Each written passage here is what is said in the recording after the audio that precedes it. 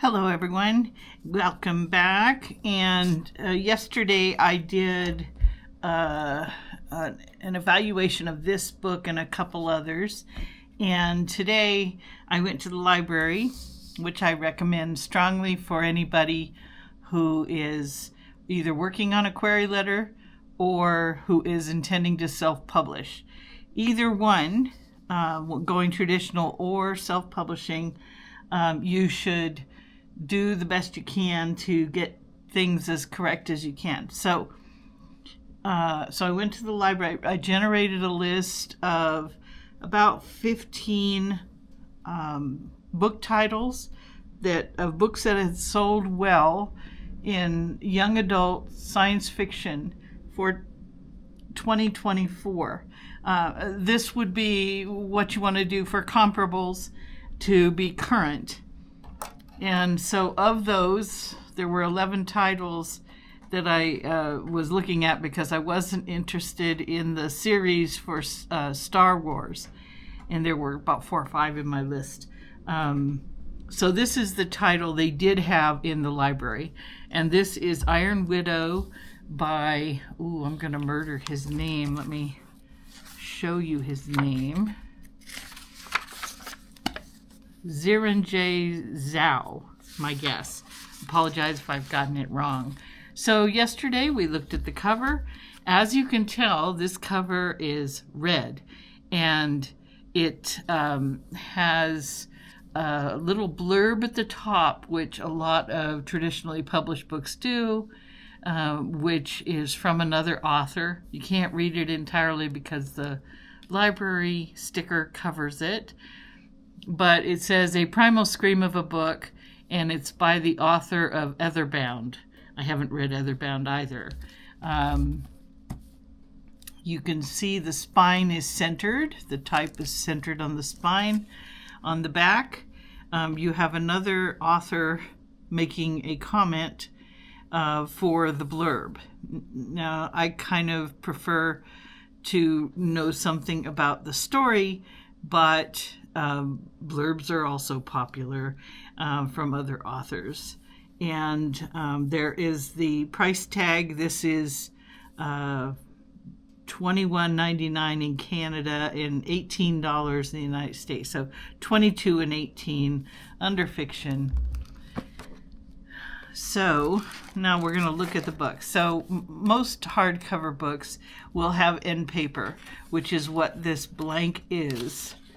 And it is a blank page. You can do a blank page in a paperback version. You have to allow for it. The first page is your title page, and this is what you have. You have the name of the book, the name of the author, and the publisher's penguin. So if you recall from this book we looked at yesterday, or in the other video, he has his title page, and then I commented about how he had skipped a page and started his front matter. And you can tell side by side here what's happening. So this is the book we looked at in the other video, has a page number. This book has no page number, and this is the front matter materials. And although they look similar, they're not the same. So as you might notice, this front matter is quite small, and that's typical of traditional publishing. They're trying to get all of the front matter on one inside even page, and everything is trying to make it into there. In addition, the other thing that's missing is the one from yesterday. Did not have the Library of Congress cataloging information. This is a library book, and your book, if you want your book to be purchased for libraries, it should have this information, which is your classification numbers, your Library of Congress control number, And in this case, this one has the Canadian cataloging and publication. And so that information is missing from what I believe is a self-published title. So then we're going to look at the next page, and hit the one from yesterday showed a dedication page, and on this one there's a dedication, but it doesn't say dedication, it just shows the dedication. And then we'll go to the next page. So on the next page, the self-published title had acknowledgments. Now I'll come back to where the acknowledgments are in this book. Instead, this book has put a piece of art that relates to the story most likely. The next facing page is a trigger warning, and this author or publisher has decided it's important to have a trigger warning for this novel. So we'll skip past. Oh, I also wanted to show you that there are no page numbers on this in the front matter. So we get to the prologue, and there is page numbers begin, and these are the page numbers that continue for the book. This particular book is starting with a prologue instead of your chapter 1. So the thing to notice here is that on the self-published title, the chapter is at the header, the title of the chapter is at the very top of the book. On this one, they've spaced it down, centered it in a white space, changed the font to more science fiction-y. This is a science fiction book. The drop header is smaller, the drop cap, and then it starts. So it does have page numbers. It does not have the author's name on this book, which the other book I have for sample does. So that goes both ways. So on this one, we'll look at see what the type is doing. These are both, this is an 8. So this is coming in at a 6 by 8 or 5 3/4 by 8. So it's a little different from this book. You can kind of see the difference. It's a little bit bigger than this book, but not substantially bigger. Okay, so we're going to get right into it. We're going to look again at our scale here, and we're going to look at, they've got an H. That H will give me a good one. All right, so this is probably an 11 point. So we're going to call it an 11 point. So I'll come out here. We're doing a comparison. 11 points. So that's the same font size we decided was happening with the other video. Font. And we're going to look at our leading. So I don't know that I was super clear the other video. So if you look at the type gauge, you're looking at these lines 2, 4, 6, 8 under the 9. That's 9-point size.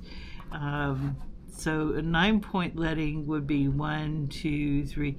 So the bottom of each line would line up with a line. So when I come into this book, we are thinking that the font is an 11, so the leading is always going to be larger than the font. So I'll come in underneath the line of type, and as you see, it's not an 11 leading. The next line down is falling in the middle of the word.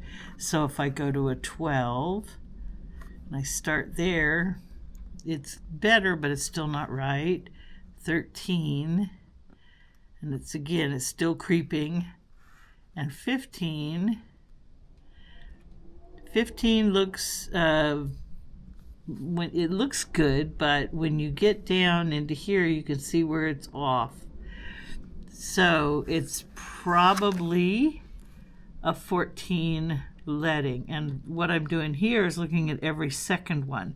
So on the 7-point leading, if it's every second one, then it's a 14. So we're going to say it's a 14 leading.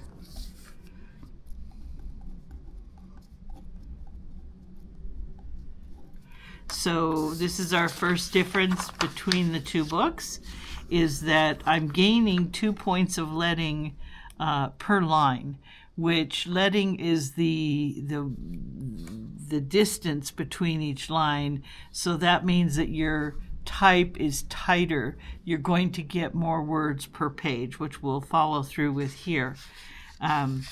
So the other thing to notice here, this is a white copy paper, and you notice that the paper of this book is not white. It's an ivory or something similar.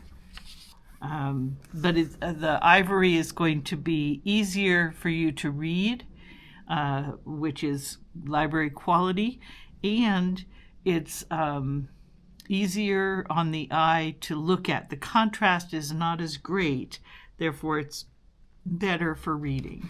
So we're going to do the same thing we did. We're going to go to a random line. Let's pick this line here. We're going to count the words. 1, 2, 3, 4, 5, 6, 7, 8, 10, 11 words per line. And then we're going to come to the full page. We're going to count how many lines. 1, 2, 3, 4, 5, 6, 7, 8, 10, 11, 12, 13, 14, 15, 16, 17, 18, 19, 20, 21, 22, 23, 24, 25, 26, 27, 28, 29, 30, 31, 32 per page. All right, so the comparison is on the self-published title, he was getting 7 words per line and 28 lines per page. On the traditionally published book, he's getting 11 words per line and 32 lines per page. So we're going to, I'm going to have to do the math, darn it. 32 times 11, 3, 2, 3 is 352. So we're getting 352 words per page. All right, so the next step is finding word count, going to the back and checking in. All right, there is no epilogue. This is the last page of type, the very end of the novel. So it's coming in at 391, 1 through 391. So we will multiply 391 times 352, 2, 18, 3, 6, 7, 5, 45, 15, 16,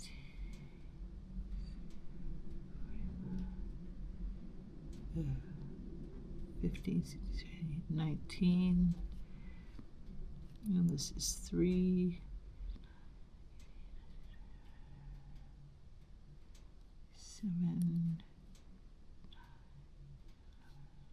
11, okay, 2, 8, 9, 10, 11, 12, 13, 10, 15, 16, 17, 3, 1.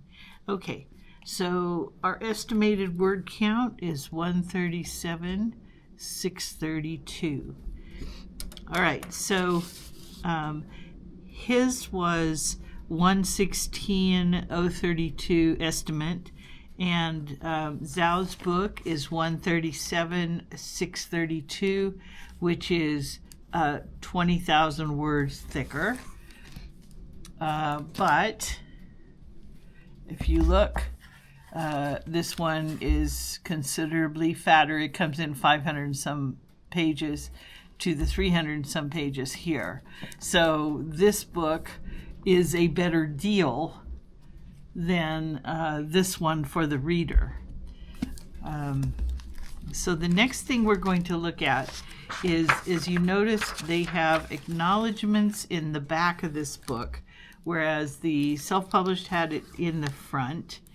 And one of the things I tell writers to do is to find the acknowledgments page, which we'll go back here.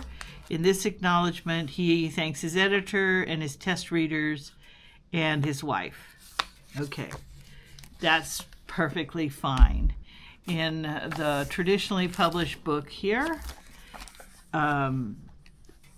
he goes into an extensive acknowledgement. And if you look carefully, you come to Rachel Brooks, the most thoughtful and attentive agent any author could ask for. So you get the agent's name, Rachel Brooks, R-O-O-K-S. You know the publisher is Penguin. You know the editor. I think he lists the editor in here. Peter Phillips and Margot Blanquier.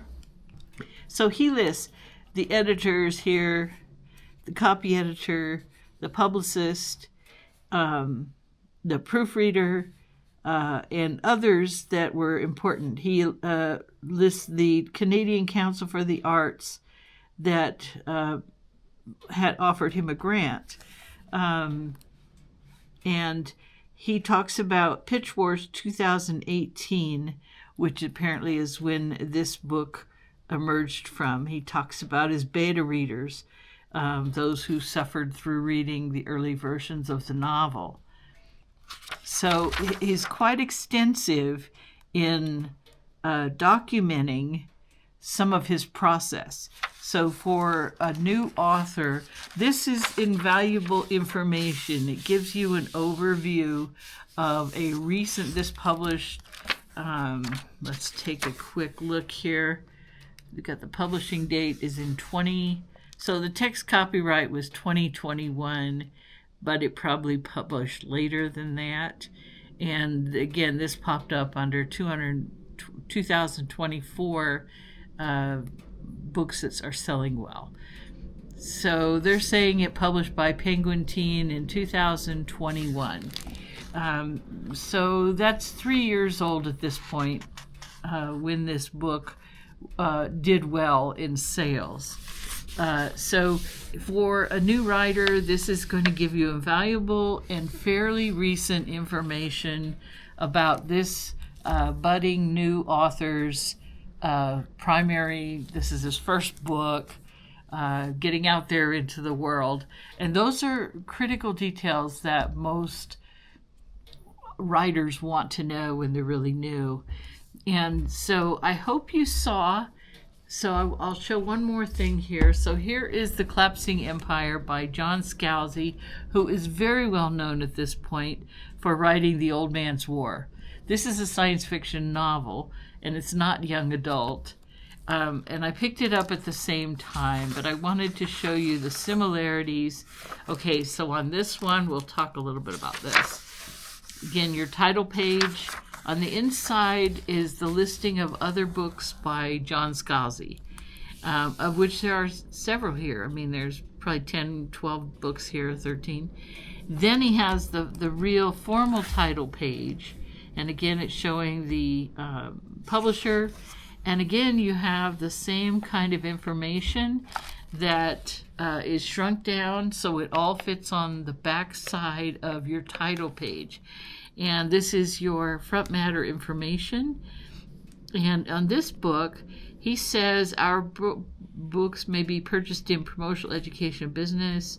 And he talks about the Library of Congress cataloging and publication data is available upon request. So it is informing the library that is looking at this book that the information is available to them so they'll know where to catalog it, and that the book is in compliance with the type of structured format that the libraries are looking for in their collections. So again, you have none of these pages are titled. I mean, they don't have page numbers. It doesn't have a title up here that says this is for a certain person, dedicated to. Here is a secondary. So you have in this book, you're having the first, which is kind of a skimpy title page, backed up by his books, the formal title page, backed up with your copyright information, a dedication page, and then another skimpy title page. Then he goes into his prologue and doing what he's doing. Now, the difference between this book is he does have, he has used his title, his name, and the title of the book and that's a formatting choice a typesetter makes. So the other thing to notice here, well, he's done something else here. Let's see where that was. So some books come out in sections, which I thought I saw a section. I may not have. Anyway, we're going to skip back here to the back, and he has an epilogue, which again is something and then he has acknowledgments.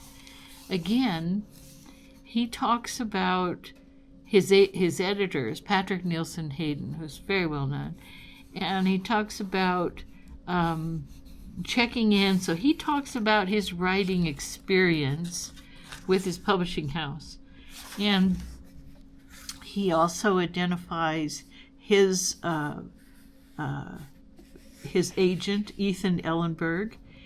And so if you are preparing to go into the query process, looking at agents, you have just seen 2 active agents in these books. You've got their names, and you can look them up and find out what agency they're working with, and it gives you a leg up on seeing what they successfully sold to a traditional publisher. So again, this is valuable information that you need before you start your querying process. For a self-publishing person such as Michael Falciani and the other people in my stack here, this brief comparison of titles showing the traditional publisher versus the self-publisher in kind of a head-on-head kind of thing indicates to you different information. One of the things you should notice is this cover is not super dark. It is got raised lettering, which is a premium. It's an expense, but this one also has raised lettering. So, and granted that a hardcover is not a paperback, so there are differences, but you can emulate a hardcover in a paperback, and they do. In other words, when you go to the bookstore, you probably find this in a paperback that's, again, a 6x9 or something similar to this, and they base kind of the printing on that. And what the publisher is looking at is they're saving money in the cost of paper. So when you see this the type is easy to read, it's serif font, but he's tightened up the leading, and the font itself is allowing for more words on the line, significantly reduces how many pages are printed. And so a traditional publisher is very aware of their printing costs per book. And again, like I said, you notice that the paper is not bright white, whereas this one is a little brighter. It's probably not a pure bright white, but it's closer than the other one was. So the other one is a little more toned. So if you're making a choice in your self-publishing, you may want to look at toning down the white color of the paper.